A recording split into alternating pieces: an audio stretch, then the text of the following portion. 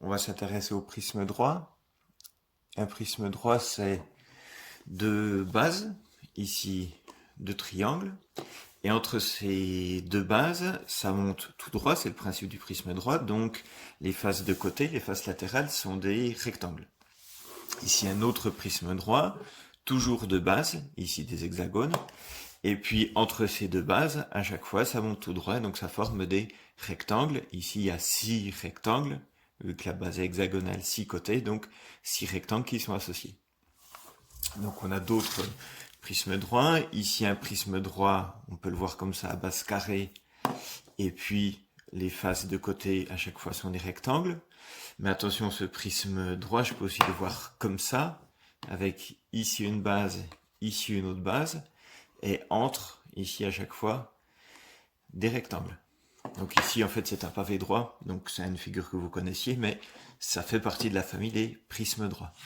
La difficulté du prisme droit, c'est bien sûr quand on ne le voit pas sous cette forme-là, c'est-à-dire une base au sol et l'autre au-dessus, mais qu'on le voit comme ça, où il faut bien voir qu'il y a une base ici, et puis là, on peut dire que ça se prolonge tout droit, ça monte plus, mais ça se prolonge tout droit. Donc à chaque fois, bien sûr, ces prismes, si je les couche, ça reste bien sûr des prismes droits. Autre figure très proche, c'est le cylindre. Le cylindre ici, j'ai aussi mes deux bases, et entre ces deux bases, ça monte bien tout droit. La seule différence, c'est qu'ici, ma face de côté, c'est une seule face qui s'est enroulée autour, donc c'est un grand rectangle qui s'enroule autour des cercles. Il n'y a pas de côté sur les bases vu que c'est un cercle, et donc il n'y a pas des rectangles, mais un rectangle enroulé pour faire la face latérale. Mais sinon, c'est le même principe.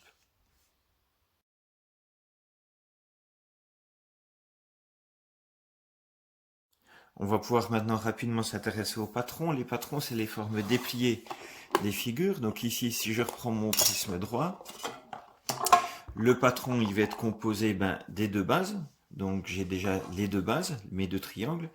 Et puis mes faces latérales qui vont entourer finalement ces deux triangles. Donc ici, j'ai la même longueur puisque quand je replie, il faut que ça fasse la même longueur. Ici, même chose. Ici, quand je replie, c'est bien sûr aussi la même longueur que ce bord de triangle ici. Donc je retrouve ici, sur le prisme à base pentagonale, ici je vais avoir donc mes deux bases, les deux pentagones, donc qui sont ici, et puis tout autour mes 5 rectangles que j'ai pu disposer comme ça, sachant que ce rectangle-là, cette longueur-là, c'est la même qu'ici, cette longueur-là, c'est la même qu'ici, cette longueur ici vont ici.